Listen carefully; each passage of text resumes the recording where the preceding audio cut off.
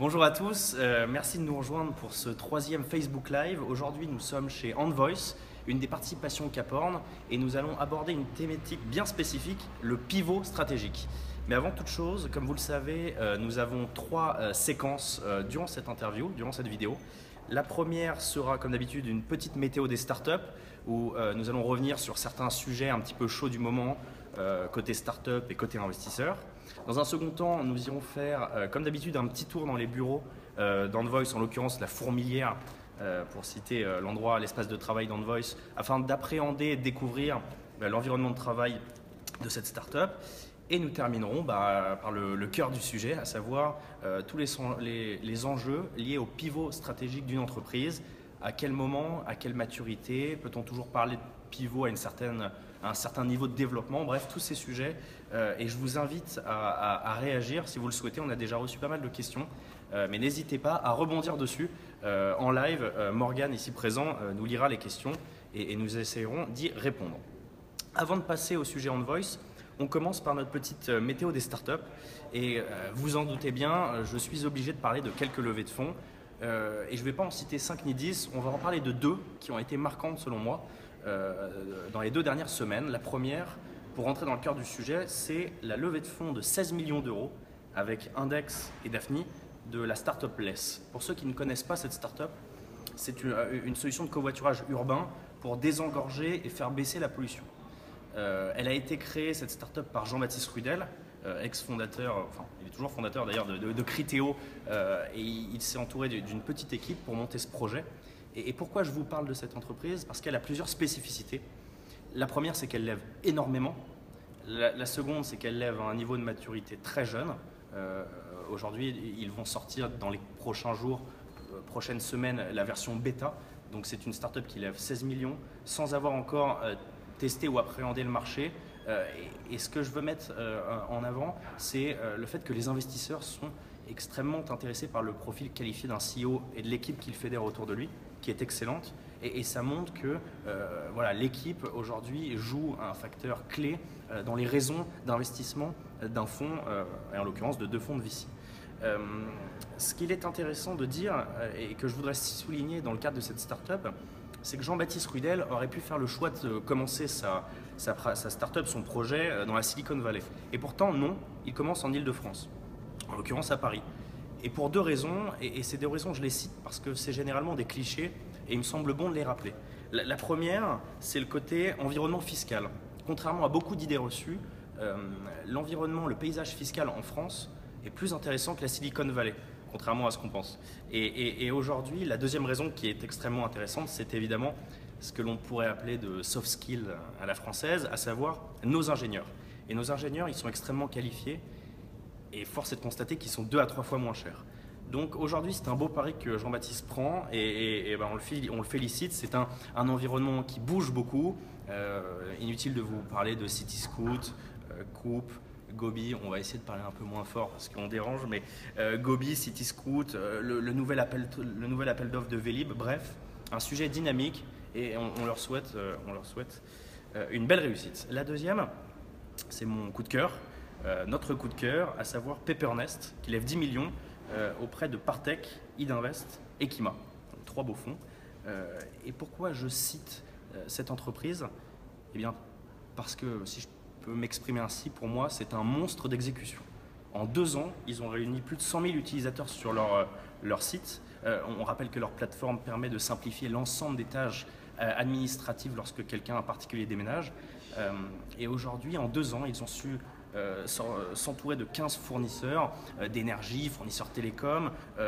Ils sont passés de 20 personnes à 130 collaborateurs. Une croissance exponentielle et qui met l'accent sur le fait qu'une jeune entreprise, entre guillemets, puisque ça fait 2 ans qu'elle existe, a su, grâce à son exécution et peu de marketing pour le moment, avant la levée de fonds, faire beaucoup de choses.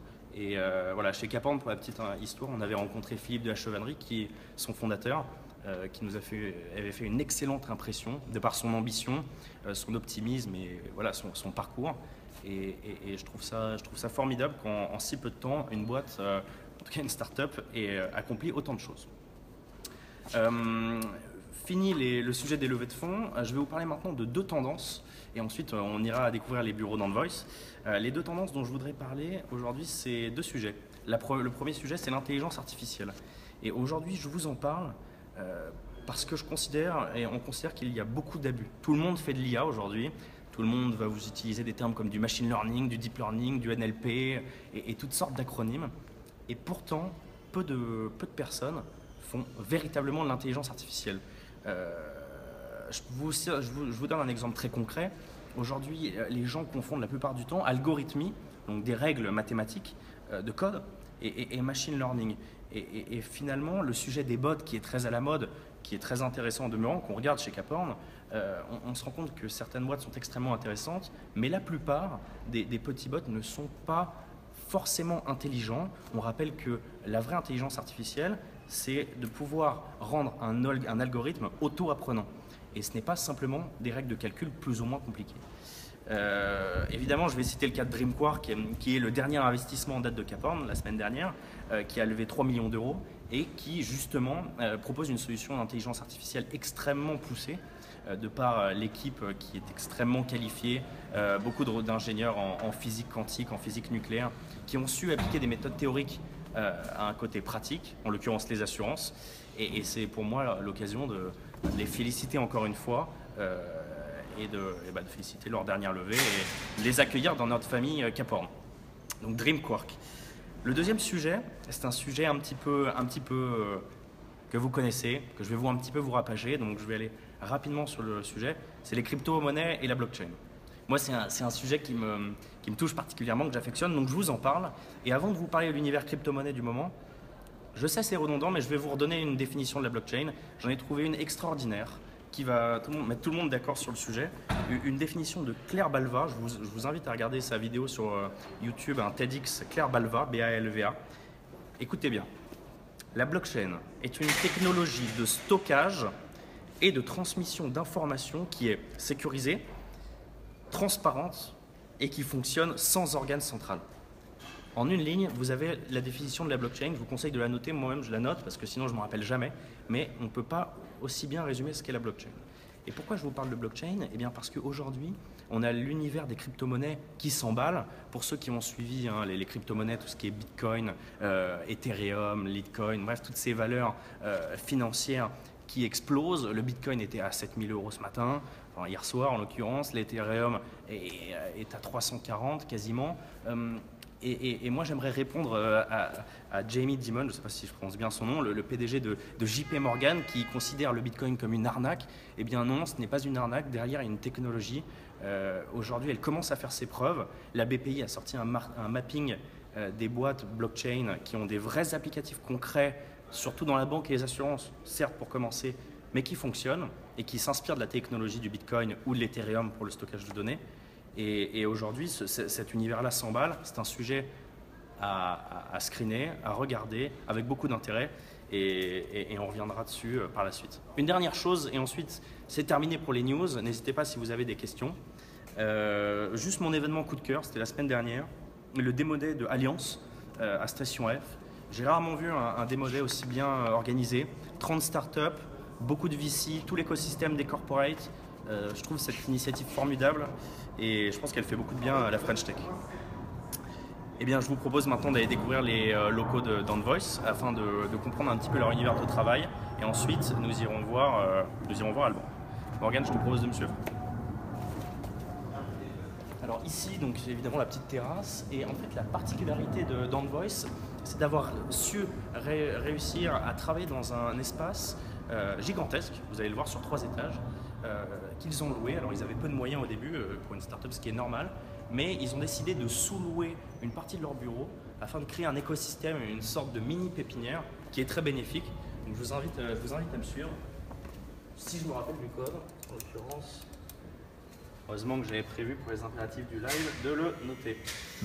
200 493. Donc, hop. On va y arriver. On va peut-être demander le code. Est-ce que vous connaissez le code? Je vous en prie, comme ça vous rentrez directement sur une session live. Je veux bien ton téléphone aussi, s'il te plaît. Ouais, je t'en prie. Merci. Je crois que vous aviez le bon code, mais c'est lui qui C'est bloqué. Bon, dans ce cas-là, je continue la présentation. Au rez-de-chaussée, là, vous avez tout l'espace de vie avec l'ensemble des salles de réunion, une grande cuisine.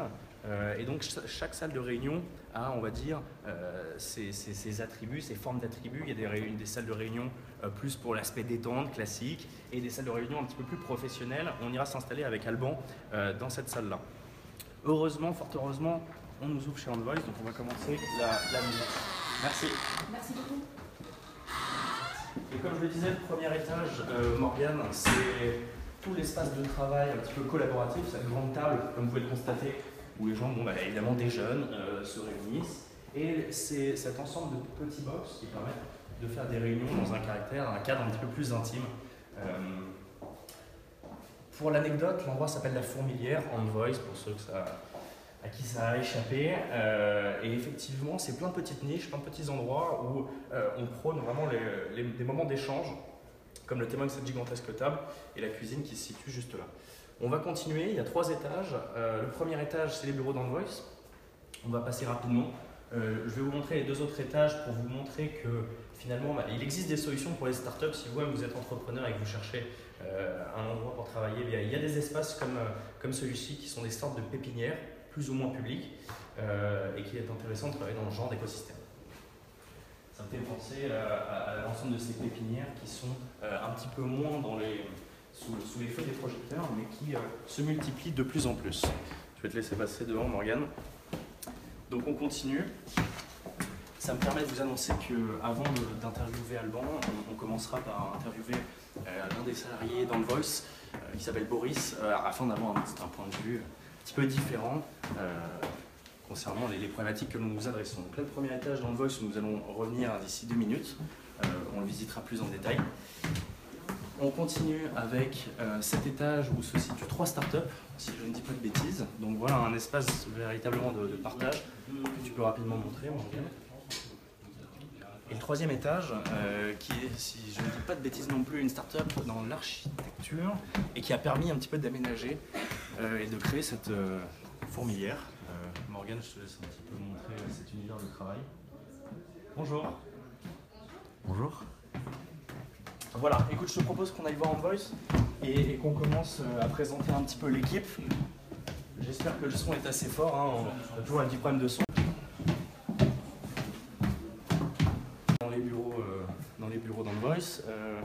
Sur votre partie droite, la partie, on va dire, accès business, comme vous pouvez le constater, qui n'est pas très dynamique maintenant, mais c'est toute la partie commerciale, sales, qui se situe de ce côté-là. On va continuer avec le bureau d'Alban, qui est dissimulé derrière ces étagères, ainsi que la partie communication, marketing et la partie service client produit. Donc là, Alban, qui travaille, hein, qu'on ira voir plus tard. Voilà, et Boris, que je vois qui se cache, mais qui répondra à nos questions très prochainement. Et enfin, la dernière partie, je vous laisse deviner en direct la partie évidemment. Bonjour, hein, on passe rapidement sur la caméra, c'est petit Facebook Live, qui est donc la partie un peu plus technique, dev, je suppose, comme on atteste les écrans et parfois les sièges. Bon, Boris, est-ce que tu as une minute pour nous? Boris, je te dis juste une petite chose, il faut juste parler un peu fort, on a des problèmes de micro. Ça marche. Donc, est-ce que tu peux te présenter rapidement, nous dire un petit peu de ton quotidien et surtout nous dire qu'est-ce qui te motive aujourd'hui dans ton travail et pourquoi tu te lèves le matin? Ok, donc moi c'est Boris, donc je m'occupe du Customer Success Management. Donc en fait ça va de la signature commerciale, une fois qu'elle est passée chez les commerciaux, ça arrive chez nous, donc on va s'occuper de l'installation du projet, on va le suivre dans le temps et on va faire les améliorations, les évolutions qu'il peut y avoir pour répondre au mieux aux besoins du client avec la solution. Ok. Aujourd'hui ce qui me drive dans le boulot c'est que déjà il y a une ambiance, un lieu de travail, un lieu de vie où on est bien, ça donne envie de se lever le matin et de venir bosser. Ça, est-ce qu'il y a des gens avec qui tu t'entends pas ici? Il y en a plein. Il y en a plein? Plein, mais on fait avec. D'accord. Non, à part Alban, tout va bien. À part Alban, tout va bien. On va lui en parler. Mais non, en fait, il y a ça, et puis il y a aussi le projet derrière. Malgré tout, ce qu'on essaye de faire avec Envoice, de changer la manière dont on fait de la publicité pour éviter de tomber dans les travers d'il y a 10 ans, c'est quelque chose qui est motivant. On a l'impression de construire quelque chose, et si en plus on peut le faire dans la bonne ambiance, on peut travailler sérieusement sans se prendre au sérieux. Donc c'est sympa. Donc l'équipe et le projet, c'est tes principaux drivers. Et aujourd'hui, vous êtes combien sur ta partie? On est 3 aujourd'hui. Ok. Donc j'espère que ça va monter. Ça monte en puissance en fonction du nombre de clients qu'on signe. Donc ça va avec la partie commerciale. En général, ça se suit. Ok, super. Bah, écoute, merci. Et puis s'il y a des questions, on reviendra vers toi un petit peu plus tard. Ok. Merci. On va terminer par l'interview d'Alban. Tu peux montrer un petit peu les autres membres de l'équipe qui sont très sympas aussi. Donc là, la partie un petit peu plus marketing, si je ne dis pas de bêtises. Exactement. Oui. Voilà. Bon, à tout à l'heure. Et on va s'occuper d'Alban maintenant, qui va devoir répondre à nos questions. Pour rappel, Alban donc, est le fondateur d'Envoice. Envoice, qu'on soit bien clair, pour ceux qui l'ont manqué, c'est une solution qui permet aux marchands et aux annonceurs de détecter les intentions d'achat. Donc on arrive en amont de Criteo finalement. Et donc Alban va nous expliquer tout ça. Je vous présente Alban. Salut Alban. Tu vas bien? Merci de nous Bonjour recevoir. à tous. Écoute, on s'assoit là si ça te va. Ouais, très bien. Côté lumière, on est bien, Morgane? Très bien, on est top. Super. Alors écoute, Alban, le format est volontairement informel. C'est pas une interview type BFM ou LCI. Donc est-ce que pour commencer, tu peux... déjà, je te demanderais juste de parler un peu fort. Et est-ce que tu peux commencer par nous parler de ton parcours et résumer l'activité d'Envoice un petit peu mieux que ce que je viens de faire? Non, complètement. Donc on est ravis de tous vous voir dans nos locaux qui sont plutôt sympas.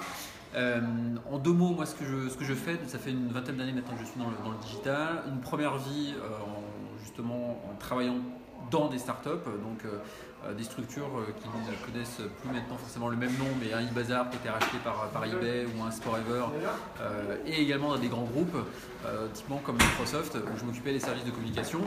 Pendant 10 ans j'ai fait ça, et depuis 10 ans j'ai du coup maintenant une aventure entrepreneuriale. Donc j'ai changé, j'ai basculé de l'autre côté, et donc une première startup qui s'appelle Luneo, et puis une deuxième qui s'appelle donc Envoice. Voilà. Ok, Envoice en 2 mots pour ceux qui ne connaissent pas. Alors, en 2 mots, pour reprendre ce que tu disais tout à l'heure, c'est une vraie IA, donc une vraie intelligence artificielle de ciblage. Notre rôle, en gros, c'est à travers des modèles mathématiques et du machine learning, en fait, de trouver justement quelles sont les offres, quels sont les produits qui vont intéresser les gens. Donc, c'est une boîte qui est essentiellement techno, vraiment basée sur la data science. On a vraiment des profils effectivement pointus. Et notre job, c'est ça, c'est vraiment faire un ciblage le plus précis possible pour proposer les bons produits ou les bons contenus à chacun des internautes. Un exemple juste rapide, concret, hyper concret. Ouais, concret. Donc typiquement, par exemple, tu peux aller chez les médias, sur les sites comme LCI ou comme Femme Actuelle, et on va te recommander en fait des articles. Et on va faire de la recommandation également sur des marchands comme De La Maison ou comme Mister Auto. Ça, c'est vraiment l'activité en fait historique que l'on avait autour de la recommandation. Et puis maintenant, on a également aussi beaucoup donc de recommandations publicitaires. Je pense qu'on en parlera tout à l'heure. Et donc là, on a une 50aine de clients, donc on peut retrouver effectivement partout sur le web. Ok, on en parlera tout à l'heure. Aujourd'hui, la thématique, nous, dans notre socle de vidéos, on a vu Olivier et Anne Vu de FeedsUp pour l'internationalisation, Quentin Bordage de Brand pour l'acquisition de start-up. Aujourd'hui, le sujet, c'est le pivot et ensuite les évolutions du terme pivot. Bref, voilà, quels impacts pour l'entrepreneur, pour l'activité. Je vais commencer par une question hyper simple. Pour toi, que signifie ce mot un peu galvaudé de pivot en univers start-up? Ouais, alors on parle beaucoup de pivot parce qu'effectivement le pivot, ça va d'une part être une réalité, c'est un changement, pour moi c'est un changement d'activité. Donc une start-up qui va se lancer en fait sur une activité va potentiellement définir à un instant T que son périmètre n'est pas le bon ou pas assez grand. Donc là on va avoir un changement d'activité, un changement de périmètre en utilisant plus ou moins les actifs de la structure. Voilà. Ça peut être un pivot radical, repartir de zéro uniquement avec le cash et puis les personnes que l'on a, ou alors se dire voilà ce que je fais c'est intéressant mais je pourrais faire mieux ou plus. Et dans ce cas-là, on va réutiliser peut-être une techno, peut-être une propriété intellectuelle, peut-être une partie de l'équipe, etc. Est-ce que c'est motivé que par des raisons financières? Parce que tu vas pas assez vite, tu gagnes pas assez? Ou peut-être pour aller plus vite? Voilà, c'est quoi généralement le socle? En fait, il y a 2 choses. Il peut y avoir des pivots très techniques, par exemple une dépendance. Nous, le premier pivot en fait, que l'on a pu faire ou qu'on a dû faire, c'est qu'on avait une dépendance ultra forte en fait, à Facebook puisqu'on développait en fait, des applications sur Facebook. Donc Facebook, par exemple, a créé une structure comme nous, ou comme des Zynga aux US, ou comme des Kobojo ou des eSchool, on a fait 1 million d'euros sur le premier exercice fiscal avec une croissance très forte. D'accord. Et dès le deuxième exercice, on a compris effectivement que Facebook pouvait aussi nous détruire. À l'époque, en fait, ils avaient lancé, plus personne ne s'en souvient, mais ce qu'on appelle les Facebook Credits.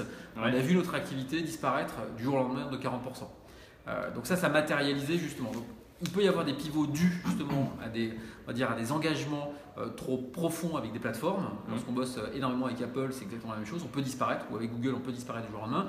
Et là, quelquefois, le pivot, il est imposé. Okay. Après, il peut y avoir effectivement des évolutions ou des changements d'activité qui sont dus justement à une nouvelle idée ou au sentiment qu'on peut faire plus vite, qu'on peut faire mieux, qu'on peut être plus disruptif, etc. Voilà. Donc il y a différents types de pivots, clairement. Donc ça, c'était ton premier pivot pour résoudre le problème de la dépendance à un seul acteur d'un point de vue technologique. Exactement. Et du coup, ça a été quoi le pivot concrètement? Vous êtes tourné vers quoi? Voilà, alors, typiquement sur le premier pivot, qui est un pivot qui est très très fort, pour moi qui est un vrai pivot complet. Donc on avait une boîte qui était effectivement un des premiers éditeurs de jeux de social gaming du coup sur Facebook. On avait 5 millions d'utilisateurs actifs tous les mois, on avait fait installer 60 millions d'applications dans le monde, donc avec un vrai succès. Mais du coup effectivement avec ces Facebook Credits qui ont amputé le revenu de 40%, on s'est dit voilà, ça peut être 40% aujourd'hui, ça peut être 80% demain, et on peut mourir. Et donc clairement on a vu effectivement Facebook favoriser aussi la publicité, donc du coup dégrader la capacité pour nous en fait à profiter de l'apport en fait de nouveaux utilisateurs à travers la viralité. Ça c'était notre moteur, c'est la viralité. Et là on s'est dit il faut pivoter. Et donc ce que l'on a fait, on s'est dit voilà, qu'est-ce qu'on sait faire? On s'est posé avec Rodolphe, mon associé, Jérôme à l'époque était le troisième associé. On s'est mis dans une salle, on s'est dit on peut mourir du jour au lendemain avec Facebook. Donc là tu fais un bilan. On fait un bilan, exactement. On s'est dit bilan des actifs, on a une équipe, on a une connaissance en fait de la big data. On avait des millions et des millions en fait de data que l'on pouvait récupérer. On avait déjà développé en fait un algorithme de matching. On avait lancé une application de social dating où on analysait le profil social de la personne pour dire si tu es de tel profil, tu devrais t'intéresser par telle personne. D'accord. Et en fait, on s'est dit voilà, ce qui nous semble le plus pertinent par rapport à la maîtrise que l'on a de la techno, Facebook, de la donnée, etc., c'est de partir vers la recommandation. Et on a développé à partir de ce moment-là, effectivement, notre IA de ciblage. Donc c'était maintenant il y a 4 ans. D'accord, donc ça c'était le premier pivot et c'est là où vous avez lancé la reco voilà, et le produit que vous commencez à avoir. Tout à fait. Et alors la question que j'aimerais te poser, c'est assez rapide, quels sont tes conseils sur l'expérience que tu as pu tirer de ce pivot et qu'est-ce que tu conseillerais à un entrepreneur qui potentiellement nous regarde ou va nous regarder? Et je poserai la deuxième question plus tard. Non, alors le pivot c'est vraiment c'est une période charnière pour un entrepreneur et à la fois en fait pour un staff et même pour des investisseurs. C'est-à-dire qu'en gros, on voit à ce moment-là la capacité d'un entrepreneur ou d'une équipe de start-up du coup à recréer quelque chose et à encaisser les coûts. D'accord. Le pivot chez nous, pour être très clair, on a mis la boîte en RJ, on est passé de 28 personnes à 8, donc c'est une expérience effectivement qui était très, très forte. Je pense que peu de personnes en fait ont pu accomplir de manière aussi rapide et aussi efficace, mais c'est très dur, c'est très très dur, donc voilà, j'espère que je n'en ferai pas plus que ça, mais effectivement par contre c'est révélateur aujourd'hui de la puissance d'une équipe, de la puissance effectivement d'un entrepreneur ou d'une équipe d'entrepreneurs et des investisseurs en fait à pouvoir accompagner le business. Donc nous, ça s'est plutôt bien passé. On a eu aujourd'hui donc une équipe qui est restée avec nous, dont certains sont toujours là. On a révélé justement des gens et des potentiels. Je pense qu'on s'est révélé en partie avec Rodolphe sur des capacités qu'on ne doutait pas. Voilà, on a gagné des investisseurs qui nous ont suivis, on a perdu des investisseurs qui ne nous ont pas suivis. Ça, c'est la vie. Mais c'est un révélateur. C'est un vrai révélateur. Et aujourd'hui, il y a souvent des amis qui nous suivent depuis le début et qui me présentent. Il y en avait encore il y a 2 jours. Le mot-clé qui revient, c'est la résilience. Oui, c'est le fameux. C'est la capacité en un autre, effectivement, à poursuivre. Donc après, il ne faut pas confondre résilience et obstination. Mais voilà, justement, typiquement sur notre pivot, on a arrêté au bon moment. Dans notre écosystème, les 3/4 des boîtes ont fermé. Voilà, nous, il nous reste un petit peu de cash. On a décidé de pivoter. Ok. La question que j'aimerais te poser maintenant, c'est une start-up mature comme la tienne maintenant, qui a des clients, qui a un actif, qui a, entre guillemets, fait ses preuves, mais il faut toujours faire mieux. Est-ce qu'on peut parler encore de pivot? Est-ce que tu pourrais être amené encore à en faire? Comment tu appellerais ça maintenant? Oui, alors nous, du coup, il y a le pivot qui est pour moi qui est vraiment très structurant. Ouais. Et donc à la fois au niveau de l'équipe, à la fois au niveau de, vraiment de l'activité, etc. Et après, il va y avoir l'itération.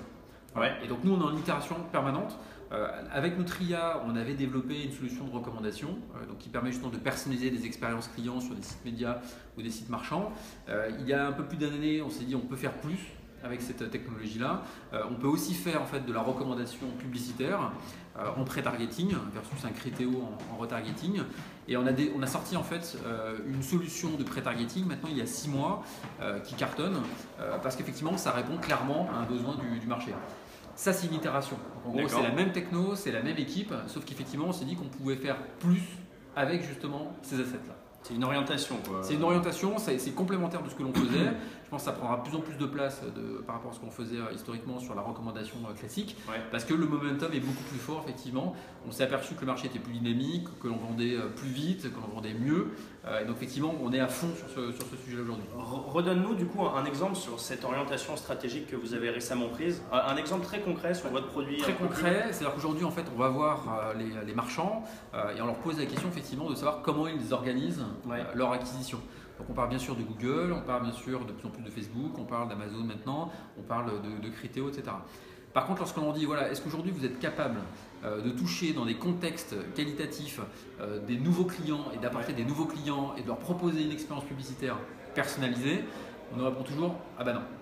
Donc aujourd'hui, nous, ce qu'on fait, c'est qu'on va voir ces marchands. Donc on travaille pour des grosses structures comme Carrefour, Price Minister, de la maison et puis des plus petites structures. Et on organise en fait des campagnes complètement personnalisées où on va proposer en fait à chacun des internautes qui ont une intention sur l'un des produits de nos clients, on va créer des bannières complètement personnalisées et puis on va leur proposer justement des recommandations de produits qui vont correspondre parfaitement à leurs orientations. Et derrière, on va apprendre, c'est-à-dire qu'on va... Tu arrives avant Criteo, quoi. Exactement. Nous, on est en pré-targeting. Donc, en gros, Criteo va être en retargeting en bas du tunnel. Les gens sont déjà venus en fait sur le site. Nous, on va être plutôt au moment de la préparation de l'achat. On va analyser justement le profil de la personne par rapport à ce qu'elle lit, par rapport à ce qu'elle voit. On va se dire, cette personne-là ne connaît pas cette marque ou n'est jamais venue sur le site. Mais de par son profil, elle est susceptible d'y aller et on va lui proposer différents produits. Donc typiquement, est-ce que tu arrives à récupérer, je te donne un exemple, je vais sur Booking, je vais réserver un hôtel ou voilà, je m'intéresse admettons, à une ville au bord de la mer, quoi, sur la Méditerranée, admettons en Grèce. Est-ce que tu vas récupérer cette donnée et peut-être, non pas me pousser un autre hôtel, un énième hôtel, mais un appareil photo en fonction de un autre produit, quoi. Dans le système, c'est à peu près ça. Donc, on collecte de la donnée avec des partenaires et puis on va se dire effectivement les gens qui ont pu faire telle ou telle activité, qui ont pu regarder tel ou tel produit, telle ou telle vidéo, etc., ont fait d'autres choses par ailleurs. Et en gros, c'est ça qui va nous permettre, à travers en fait, une partie sémantique et une partie collaborative, des algos, donc 2 types d'algos, qui va nous permettre en fait, de penser que cette personne a une appétence pour cette marque, cette catégorie de produits ou même ce produit-là. On va proposer des recommandations et on va apprendre ce que la personne a cliqué, ce qu'elle a acheté autre chose. Et donc là, c'est le fameux machine learning qui va nous permettre justement d'améliorer dans le temps l'expérience client et les perfs de la campagne. Très clair. Je reviens sur des questions un petit peu plus macro qu'on nous a souvent posées, en tout cas hier soir, sur tes ambitions. Est-ce que tes ambitions, c'était une question qu'on avait, est-ce que l'ambition d'un CEO peut être différée de celle du groupe? C'est une question. Est-ce que je pense qu'il y a une chose qui est clé, c'est la vision et l'ambition. Il faut avoir une vision, il faut avoir une ambition. Après, si cette ambition, cette vision, si ce n'est pas partagé en fait avec le reste de l'équipe, pour moi il y a un trou. En gros, le seul moyen aujourd'hui d'aller vite et d'aller fort, c'est d'avoir tout le monde à bord. En gros, c'est-à-dire que chaque membre de l'équipe ici doit comprendre ce que l'on fait, doit comprendre pourquoi on le fait et doit comprendre en fait les ambitions. Donc c'est ce qu'on essaye de faire en fait avec nos différents projets, c'est toujours en fait de prendre les gens à bord avec nous et c'est le seul moyen effectivement d'aller vite et d'être efficace. Et ça se matérialise comment? C'est des valeurs d'entreprise que tu vas inculquer? Ça va être. Alors il y a plusieurs choses, c'est d'une part une très forte transparence. Donc on était justement avec Laurent Dumas de Capance Mato Board et en gros c'est exactement ce qu'on lui disait, c'est-à-dire qu'on partage quasiment toutes les informations que l'on partage avec nos actionnaires. Donc on a la même présentation. Donc, concrètement, aujourd'hui, on a fait un board ce matin. On peut le faire au milieu de l'open space. Exact, on le fait ici et lundi matin, on a un team meeting où on va présenter les mêmes slides en fait, à l'équipe. D'accord. Donc en gros, on n'a pas deux discours, un discours pour les investisseurs et un discours pour l'équipe. On a le même discours, on a les mêmes présentations et on dit donc aux personnes chez nous, à notre staff, voilà ce que l'on dit à nos investisseurs, voilà pourquoi ils signent et voilà pourquoi on signe tous. Okay. Donc c'est une transparence et après effectivement c'est une communication. Donc on a beaucoup effectivement de communication à la fois formelle et informelle. Il faut tenir tout le monde au courant, ça va très vite. Donc c'est vrai que si on n'a pas la bonne communication, on peut avoir des gens qui ne comprennent plus exactement ce que l'on fait. Et ça c'est un enjeu qui est clé, c'est avoir cette vision-là et ensuite la partager de manière très régulière. Très clair. Écoute, 2 dernières questions et après on te laisse. La première, est-ce que je te prends un peu de cours? Est-ce que tu as une anecdote à nous raconter sur la boîte, sur toi, ce que tu veux? Non, je pense que les anecdotes, on a eu beaucoup d'anecdotes justement lorsqu'on a fait le pivot. Voilà, l'anecdote, hein, c'est aussi pour comprendre en fait la complexité et puis la vie en fait d'un entrepreneur. Je dis souvent en fait que la vie d'un entrepreneur, c'est un peu comme la Bretagne, c'est les quatre saisons dans la même journée, c'est exactement ça. Typiquement, ce qui a accéléré aussi le pivot, on s'est pris voilà une série d'ennuis en permanence entre un contrôle fiscal, etc. en moins de 3 semaines. Et en fait, cette anecdote-là, si tu veux, ça a permis aussi de nous aider à accélérer notre décision en fait, du pivot. Donc ça, c'est une anecdote qui est pas forcément très complexe en fait, à appréhender. Mais voilà, mon point, c'est représentatif en fait, de ce qu'on vit. Et ce que l'on vit aujourd'hui, même sur une journée, on peut très bien avoir une nouvelle qui n'est pas forcément bonne le matin, avoir une excellente nouvelle l'après-midi. Et c'est vrai qu'en fait, ce type de choses, ça organise la vie de l'entrepreneur. Okay. Et clairement, c'est ce qui rend le côté très sympa, c'est qu'on ne s'ennuie jamais, on ne sait pas du coup de quoi sera constitué l'après-midi. Et donc, c'est vrai que c'est le jeu d'un entrepreneur. Très clair. Vraiment une dernière question, extrêmement libre. Est-ce que tu as un conseil en règle générale, ça peut être très précis, très macro, à un futur entrepreneur ou un entrepreneur existant qui peut nous suivre?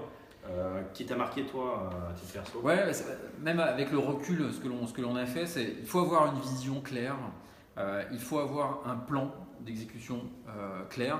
On voit beaucoup de gens effectivement avec des très bonnes idées, etc., mais pas d'exécution. Bon voilà, nous en gros ce que l'on voit, c'est que la qualité en fait du startup, ça passe dans la qualité en fait de l'exécution du plan. Donc vision claire, un plan d'exécution. Une équipe, encore une fois, on est une équipe, on n'est pas une somme d'individus, on est vraiment une équipe. Et donc il faut partager justement tous ces enseignements-là. Et après, il faut aller à fond. Et ça va rejoindre un peu justement ce qu'on évoquait sur le pivot. Lorsqu'on fait un pivot, il ne faut pas y aller de manière molle, il faut y aller de manière très hardcore, un peu à l'américaine. En gros, du jour au lendemain, on décide de tout couper. Et c'est ce qu'il faut faire. En fait, il faut couper un bras. Et je pense que dans les décisions que doivent prendre justement un entrepreneur, c'est exactement ça. Il faut trancher. Il faut y aller, on va se planter, on va réussir, mais il ne faut surtout pas avoir une conduite de boîte molle, c'est ce qui est le pire. D'accord. Donc allez-y, soyez engagés. On te revoit, Guillaume, Morgane et moi, à la French Startup Cup l'année prochaine ou pas? Avec plaisir, on avait fait une super régate avec toute l'équipe de Capor. Nous étions arrivés une 10e je crois. Donc honnêtement c'était top. Donc avec plaisir pour re-signer pour l'année prochaine. Et j'espère qu'on vous verra les plus nombreux en août prochain. Ok, très clair. Morgane, est-ce que tu voulais nous faire part de commentaires ou remarques par rapport à tout ça? Alors Alban, on a une question de la part de Augustin qui nous demande en fait si ta solution Envoice qui aujourd'hui est utilisée principalement pour mettre en avant des produits est également utilisable pour mettre en avant des politiques pendant une campagne politique par exemple. Ouais, dans l'idée ça pourrait le faire en fait, parce qu'aujourd'hui nous on traite des objets exactement comme peut le faire Facebook. On traite des objets, donc un objet ça peut être un produit, ça peut être un contenu, ça peut être une marque, ça peut être une maison, ça pourrait être un homme politique, etc. C'est des métiers qui sont complètement différents. Donc nous, notre vocation c'est d'aider justement les retailers, les marques en fait à développer leur business, mais effectivement d'un point de vue purement statistique et mathématique, ça pourrait coller pour d'autres usages comme la politique, complètement. Ok, super, merci Alban. Avec grand plaisir. Et à bientôt. Dernière suggestion, si vous avez des idées de thématiques que vous souhaiteriez que l'on aborde la prochaine fois, n'hésitez pas à nous envoyer des messages et à bientôt. Merci encore.